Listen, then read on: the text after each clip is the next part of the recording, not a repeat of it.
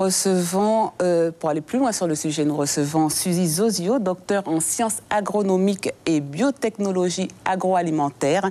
Suzy Zozio, bonsoir. Bonsoir. On a vu que dans un atelier comme ça, c'est très agréable de faire ces préparations, ces goûters, mais il n'en demeure pas moins que les produits transformés, déjà emballés, ont ce caractère pratique.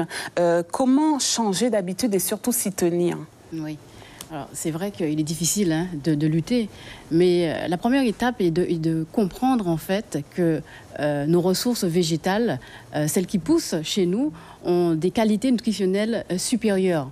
Donc à partir du moment où on a compris que ce qui pousse chez nous est meilleur, eh bien, on va chercher à l'utiliser. Alors, c'est pour cela que nous avons fait ces ateliers, pour montrer qu'on peut consommer le couac différemment.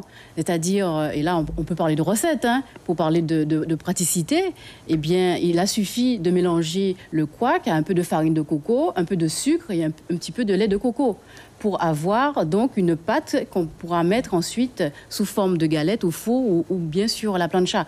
Donc ça peut constituer donc un goûter pour l'enfant et même au petit déjeuner on peut lui donner puisqu'il suffit que de 20 minutes pour le cuire dans un four. Diriez-vous qu'on a besoin d'être coaché, d'être accompagné pour utiliser nos produits locaux? On manque d'idées? Eh bien, je pense qu'il faut impulser.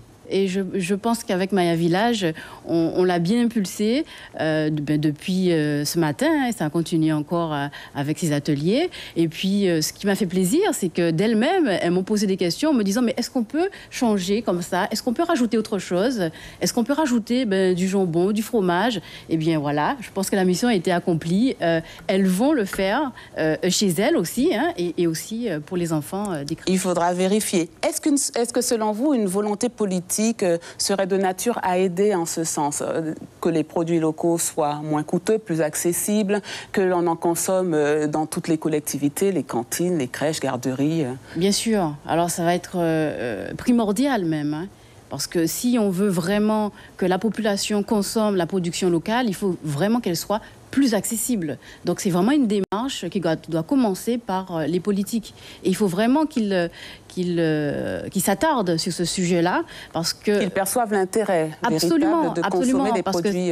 Voilà. La valeur nutritive est incontestable, elle est bien meilleure. Absolument. Alors, on peut donner un exemple. Si on compare la pomme de terre avec la patate douce. La patate douce. Alors, l'index glycémique, sucre, l'index glycémique de la patate douce est de 50. Celle de la pomme de terre est de 90. Vous voyez? Donc ça veut dire que la patate douce va élever beaucoup moins la glycémie, donc le taux de sucre dans le sang, que le ferait la pomme de terre. C'est ce que ça veut dire.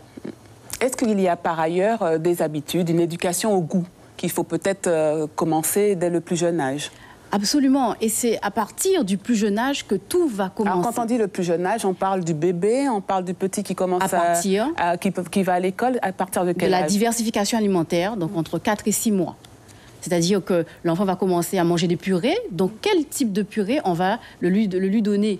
Est-ce qu'on va faire des purées avec des pommes de terre?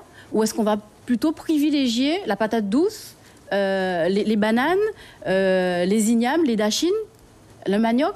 Donc voilà, donc on va donc forger petit à petit le goût de l'enfant qui va donc préserver ce goût-là tout en étant jeune et toujours continuer à consommer les produits locaux. Et en fait, ça garantit la santé de l'enfant. C'est donner un réel capital santé à un enfant pour toute sa vie. Alors, vous êtes scientifique, Suzy Zozio. N'avez-vous pas l'impression qu'un besoin aussi simple que se nourrir quotidiennement, plusieurs fois par jour, est devenu compliqué, très technique, très scientifique?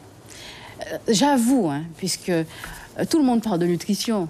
Au final, les 5 fruits et légumes par jour, compter les calories, les nutriments, c'est devenu compliqué finalement. C'est devenu compliqué, mais le conseil que moi je peux donner, c'est d'aller vers la simplicité. Simplifiez votre alimentation au maximum. Donc manger local, c'est simplifier? Exactement, c'est ça. Manger local, c'est simplifier son alimentation. On l'a vu ce matin avec Maya Village. Quand c'est la saison, par exemple, du wassaï, puisqu'elles étaient étonnées de voir les propriétés nutritionnelles du wassaï. Alors, on a vu, on a détaillé.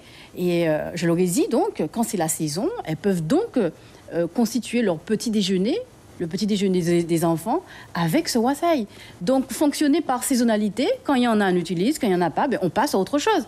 Et c'est là, toute cette diversité, comme c'était le cas, évidemment, cette biodiversité qui est extraordinaire et qu'il faut vraiment valoriser au travers de notre alimentation. Eh bien, écoutez, Suzy Zozio, on va essayer. Merci à vous d'être passé par chez nous. Et je rappelle que vous êtes donc docteur en sciences agronomiques. Des aliments, oui, sciences des aliments. Pour faire plus simple. Voilà.